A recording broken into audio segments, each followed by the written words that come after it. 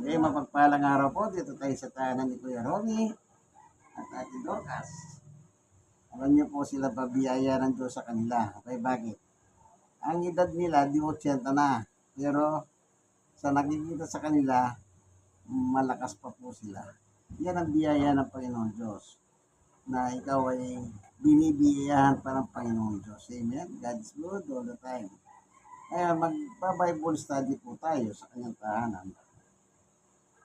Na may dala tayong Bible, manipis, New Testament lang. Ang mahalaga, meron tayong pagbabatayan ng ating pag-aaral. Pero bago tayo papalawat sa pag-aaral ng salita ng Diyos, siyempre, uunahin natin ang Diyos, hihingi tayo ng tulong sa Kanya, sapagkat siya lang ang pwedeng magpaunawa ng Kanyang sulat sa atin. Hallelujah. Panginoon Diyos, aming Ama na makapangyarihan sa lahat, minsan pa, samahan mo kami sa aming pagbubulay ng iyong salita. Buksan mo po ang puso't isip ng bawat isa, gayon din ang manonood ng video nito. Salamat po sa pangalan ng aming Panginoong Jesus. Amen. Purihin ang Panginoon. Sa Bible po, ganito pinadadama ng Diyos ang kanyang pag-ibig sa tao.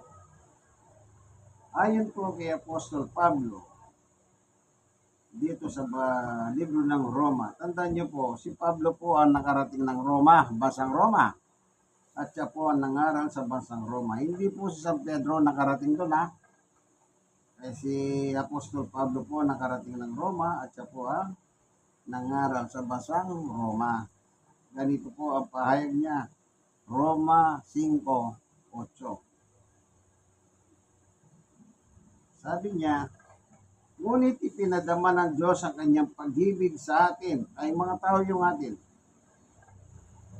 noong tayo makasalanan pa.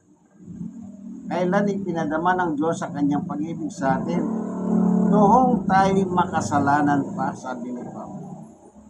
So kung wala tayong kasalanan, walang pag-ibig yun. Babalitarin mo lang yun eh. Okay? Sa 9.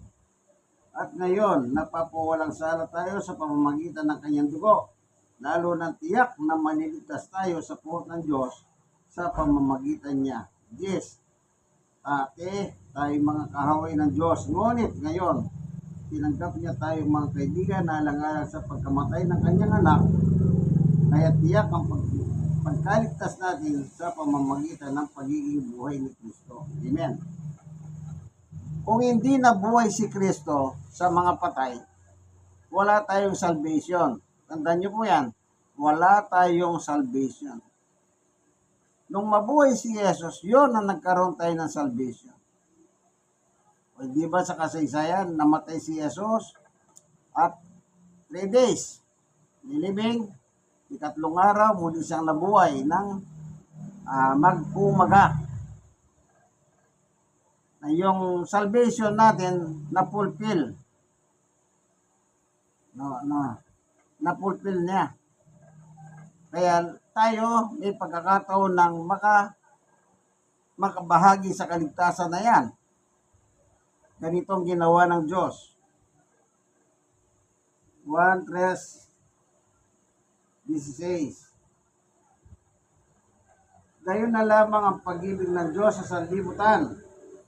Binigay niya ang kanyang bugtong na anak upang ang sumampalataya sa kanya hindi mapahamak, kundi magkaroon ng buhay na walang hanggan. 17. Sapagkat sinugo ng Diyos ang kanyang anak, si Jesus po yung anak, hindi upang atulang maparusahan ang sanlibutan, tayo po yun, kundi upang iligtas ito sa pamamagitan niya. Sa pamamagitan ni Jesus, magkakaroon tayo ng kaligtasan.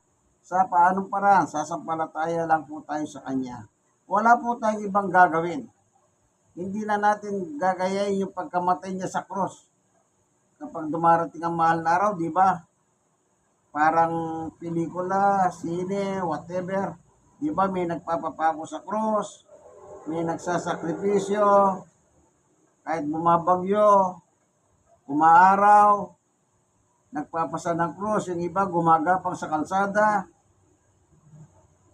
Sakripisyo po yan, pinahihirapan yung katawan nila. Yung iba naman, nagpapapako sa cross. Doon sa parting Pampanga. Hindi na po kailangan magpakahirap pa tayo, kaibigan. Ang gagawin lang natin, sampalatayanan natin si Jesus. So, paniwalaan mo, tanggapin mo sa iyong buhay na siyang iyong tagapagligtas at walang iba. Tingnan niyo po ang kanyang pahayag sa 1:14. Ganito po ang sabi sa 6. 14:6 ng 1.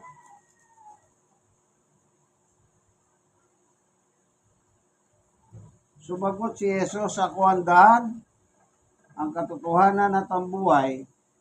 Walang makakapunta sa Ama kundi sa pamamagitan ko. Sa pamamagitan ko. Kaya sa ating mga taong nabubuhay ngayon, kung gusto natin makarating ng langit, ang ating buhay, ibigay natin kay Jesus upang siya mamagitan sa atin. Tandaan niyo po yan. Wala naman po tayong kakayahan, kahit mayaman tayo, kahit mahirap tayo, o anuman ang ating itsura, anuman ang kulay natin, iisa lang ang kailangan, ang ating Panginoong Yesus. Kaya nga po siya namatay, alang-alang po sa kaligtasan ng tao. Kung wala pong kasalanan, walang Yesus na namatay sa krus. Tandaan niyo po yan. Walang namatay sana kung wala tayong kasalanan. Kung tayo nagkasala, ang Diyos po ang gumawa ng paraan para tayo magkaroon ng kaligtasan. Kung tayo lang, wala po talaga tayong magagawa. Mayaman ka, pwede mo bang suhulan ng Diyos? Paano mo susuhulan ng Diyos? Yung iba naman, alam niyo po anong ginagawa, lalo especially mga may kakayahan sa buhay. Tulong dito, tulong doon. Ganon ang ginagawa nila. Especially ngayon sa social media, napakaraming mga vloggers. Sila po, ang mga vloggers na tumutulong po, ano yung parang may Jason sila namamagitan. Halimbawa, nasa abroad ka, gusto mong makatulong, nakita mo yung isang vlogger, magpadala ka ng pera sa kanya, ang ginawa ni vlogger naman, tumutulong sa mahihirap. Ganon. Napakaraming mga vloggers ang ganyan ang ginagawa. Ibig ba sabihin yung ginagawa nilang pagtulong na yan, sigurado ba sila, ligtas na sila? Hindi po. Hindi ganyan ang parahan. Ang nakalagay sa Biblia, maliwanag. Ang sasampalataya kay Jesus ay magkakaroon ng buhay na walang hanggan. Meron bang nakalagay na gumawa ka ng mabuti, gumawa ka ng masama, tumulong ka dito, hindi ka tutulong? Ganun ba? Hindi. Tingnan pa natin ang isang sulat ni Apostol Pablo.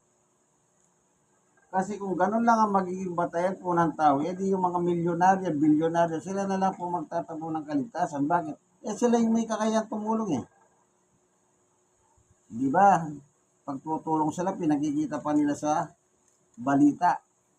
Nagbibigay ng tseke, inabot yung tseke. Yung iba, nagbibigay pa sa mga simbahan. Pero hindi po yan ang parahan ng Diyos. Ganito po nakalagay sa Efeso chapter 2. O ito, babasahin natin ang sinabi ni Apostol Pablo. Sa verse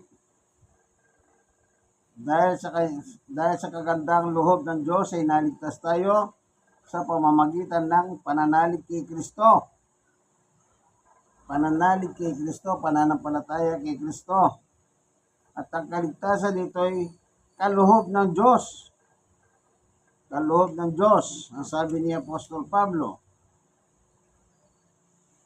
Hindi mula sa inyo, bebe. Hindi to dahil sa inyong mga gawa. Hindi dahil sa inyong mga gawa. Kaya't walang dapat ipagmalaki ang sino man. Kasi kung ang kaligtasan nakabatay lang sa ginawa mo, pagdating ng araw, pagharap mo sa Diyos, sasabihin mo, Panginoon Diyos, tumutulong po ako sa mga mahihirap. Nagbablog po ako sa mga mahihirap. Pwede mo sabihin yun. Ano yan? Pagmamalaki mo na yan. Kahit nga wala ka sa harap ng Diyos eh. Pagka meron kang mga kakilala, kung gusto mo medyo magyabang, ano sinasabi? Kaya nga ako, nagbibigay ko sa mga nakapuspalad. Hindi po batayan yan patungkol sa kaligtasan natin. Tandaan nyo, lahat po tayo nagkasala sa Diyos at meron tayong kasalanan na dapat nating bayaran. Pero dahil wala po tayong magagawa, sa totoo lang wala talaga tayong magagawa. Sabi ko nga po, ikaw na yung pinakamayaman na tao. Pwede mo bang suhulan ng Diyos? Hindi rin. Paano mo susuhulan? Nasa langit siya. At ang isa pa, kung ano man ang meron kang kayamanan, dahil din sa Diyos yan. Kaya hindi mo na dapat siya susuhulan. Ano po? Kasi may isang talata sa Biblia, tingnan nga natin yung sinabi ni Apostol Pablo, kung ano kanya sinulat. Ganito po ang ating tingnan natin yung sinabi ni Apostol Pablo sa Filipos 4:19. At buhat sa kayamanan niyang hindi nauubos. Yung kayamanan ng Diyos hindi nauubos. Ngayon, mayaman ka para maligtas ka, susuhulan mo ang Diyos. Paano? Sige nga, halimbawa, nandiyan ang Diyos. Pwede bang yung yaman mo, ibigay mo sa Kanya? Pero nakalagay sa Biblia, anong sabi ni Apostol Pablo patungkol sa Diyos? At buhat sa kayamanan niyang hindi nauubos o mauubos, ibibigay niyang lahat ng inyong kailangan. O siya pala nagbibigay ng kailangan. Dahil ang kayamanan ng Diyos, hindi nauubos o mauubos. Naalala ko, meron taong nagsabi nun kaya daw siya nag-abroad sa Middle East. Uubusin niya raw ang pera ng mga Arabo. Sipin nyo, bata pa lang, ganun ang sinabi niya. Naubos na kaya niya? Hindi pa, kasi nandun pa siya Nasa Middle East pa rin siya, nagtatrabaho pa rin bilang OFW. Pero magandang lagay niya. Nakuha yung pamilya niya, nakasama niya yung pamilya niya sa trabaho niya. Meron siyang posisyon. Yan tanong, sabi niya, hindi ko mahubos ang pera ng Arabia. O, kita nyo? Meron palang mga ganyan, Kaya natawa rin kami na sinabi niya yun Pero sa Biblia, ang Diyos maraming kayamanan na hindi mauubos. Kaya nga sabi ni Pablo, at buhat sa kayamanan niyang hindi mauubos, ibibigay niyang lahat ng inyong kailangan sa pamamagitan ni Kristo Jesus. Kaya tatandaan po natin sa pamamagitan ng Panginoong Yesus, hindi po pinadala dito si Yesus upang atulan tayong mga taong makasalanan. Naalala niyo yung nakapako sa cross, yung dalawa, yung katabi niya. Anong sabi nung isa nila si Jesus, yung isa naman yung pinagtanggol si Jesus. Di ba nung nagkaroon pa ng konting sagutan yung dalawa doon Anong sabi ni nung isa, tayo ang dapat lapatan ng kamatayan dahil magnanakaw tayo, sabi niya. Dahil mga tulisan tayo. Pero si Jesus walang kasalanan. Pero pare-pareho sila nakapako. Kasi sabi nung isa, kung ikaw ang Kristo, ibig sabihin, ikaw ang tagapagligtas. Sige, bumaba ka dyan. Yung nakapako si Jesus, bumaba ka nga dyan. Iligtas mo sarili mo at pati kami, sabi niya. Habang kausap niya si Jesus, narinig naman nung isang tulisan, nakakasama niya. Ano sabi nung isa? Di ka naiya. Dapat lang lapatan tayo ng kamatayan kasi, yun nga, magnanakaw sila. Tulisan. Pero itong si Jesus, walang ginawa, masama, sabi niya. Ano yan? Kaya nakapako si Jesus doon para sa kaligtasan ng tao. Imbis na humingi ng salvation yung isa, nilait pa si Jesus. Yung isa, anong sabi niya? Siguro nararamdaman niya, malapit na rin siyang mamatay. Napakahirap mamamatay ka talaga doon. Isipin mo, nakapako sa krus, nakapako ka, tumutulo ang dugo mo, katanghalian tapat. Oh, matutuyo yung tubig sa katawan mo eh. Ikamamatay mo yon. Anong sabi niya? Jesus, alalahanin mo ako kapag nandun ka na sa iyong kaharian. Anong sagot ng ating Panginoong Yesus? Oo, ngayon din isasama kita. Nung nagsabi yung isang tulisan, anong sabi niya? Oo, ngayon din. Ngayon din. The moment na tayo pong mga tao, lalapit tayo kay Jesus, ililigtas niya tayo. Ililigtas niya tayo. Eh bakit? Kaya nga pinadala si Jesus para sa kaligtasan natin eh. Tignan niyo po yung isang talata sa sulat ni Apostol Pablo. Sa ikalawang Korinto 6:1 po. Ganito ang sabi. Yamang kami magkatulong sa gawain ng Diyos, ipinamanit namin sa inyo na huwag ninyong sayangin ang pagkakataong ibinigay sa atin ng Diyos. Sa verse 2, binabasa ko po, 2 Korinto 6:1-2. Sa verse 2 na, sapagkat sinabi niya, sa kaukulang panahon ay sinakluluhan kita. Sa kaukulang panahon ay pinakinggan kita. Sa araw ng pagliligtas, sinakluluhan kita. Tingnan ninyo, ngayon na ang tamang panahon, ngayon ang araw ng pagliligtas. Itong salita ni Pablo ito, anong sabi niya? Tingnan ninyo, ngayon na ang panahon nararapat, ngayon ang araw ng pagliligtas.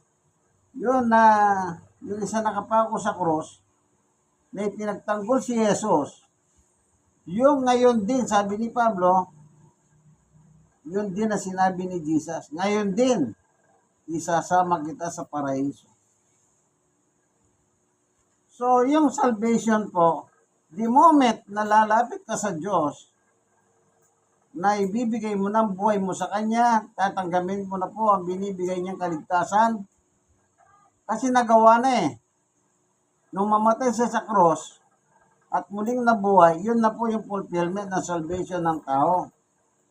Ang kailangan na lang tayong mga tao ay yung sasampalataya tayo sa Kanya, tanggapin natin siya bilang Panginoon ng ating buhay, si Jesus.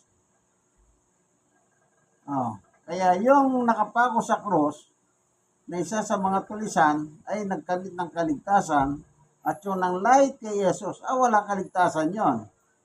Kasi hindi siya nag-confess ng kanyang buhay sa Kanya. Kaya tandaan nyo po, tayong mga tao habang nabubuhay tayo rito, kaya nga po pinadala si Jesus para sa ating kaligtasan. Kaya sabi ni Jesus, ako ang katotohanan at ang buhay.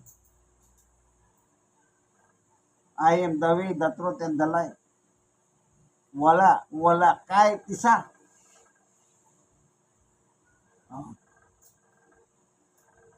Napakaliwanag ang salita ni Jesus. Ulitin natin.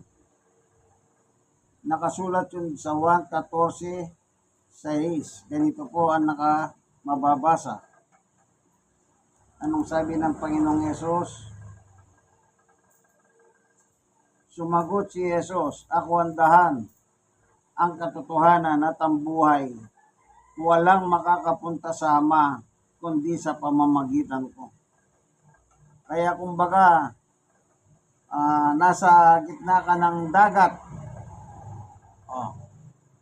Anong kailangan mo para maligtas ka? Salbabida. Salbabida. Si Jesus ang salbabida ng buhay mo, kaibigan, para hindi ka malunod. Diba? Kasi salbabida, bukod sa magana yan, kahit anong bigat mo, ilulutang ka dyan. Gawa ng hangin yan eh. At yan naman ang usually ginagamit upang magligtas ng mga tao. Diba pag may nalulunod, dinagisa ng salbabida. manong lifeguard. Salbabida muna. Yun ang salbabida natin, walang iba kundi si Jesus. Kaya nga po siya pinadala kasi nga mapapahamak tayo sa tiyak na kapahamakan. Kasi nga makasalanan tayo pare-pareho. Kaya wala tayong dapat ituro, ay yan, magnanakaw yan. Huwag mo ituro magnanakaw yan. Kailangan pag nagturo ka ganyan, yung isang mong daliri nakaturo doon sa inakusan mo, at yung isang daliri mo, nakaganyan, nakaturo sa iyo. Eh bakit? Eh pareho lang po tayo makasalanan eh. Yung iba, ay yan, walang yayan. Naalala ko nung araw, yung pinupuntahan ko sa sa may dagupan. Ang sabi pero namatay na yun, ang sabi nun, Fernando pangalan niya.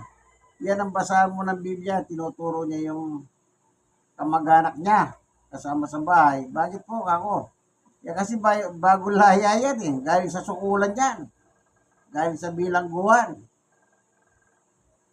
Kita nyo, tingnan nyo ang tao. Dahil galing ng bilangguan, siya daw ang babible studian ko. Sabi ko, hindi po, ang salita ng Diyos para sa lahat ng tao.